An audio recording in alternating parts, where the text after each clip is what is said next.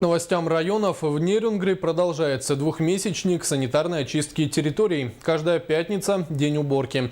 Но погода долго мешала нерюнгринцам привести родной город в порядок. Теперь же, радуясь теплым дням, все неравнодушные жители вышли на субботники. Все подробности у Екатерины Павловой.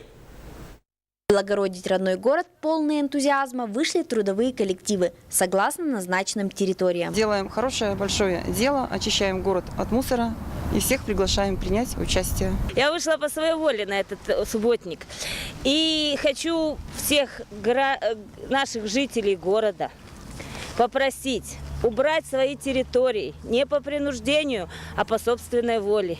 И еще хочу добавить, не мусорите там, где живете.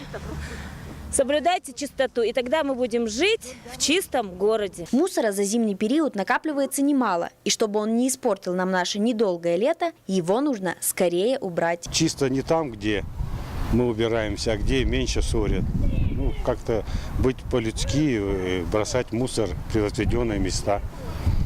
Чтобы и тебе приятно будет отдыхать и с детьми, и с внуками. Чистота и порядок – дело каждого жителя. Выход на субботники является хорошим примером для всех. Также в рамках двухмесячника санитарной очистки будут проведены работы по благоустройству обслуживаемых территорий. Администрации города выдаются перчатки и мусорные мешки. Каждый желающий может принять участие и очистить город от мусора. Месячник продлится до 15 июня. Екатерина Павлова, Семен Амосов, Кирилл Федоров, НВК Саха-Нерюнгри.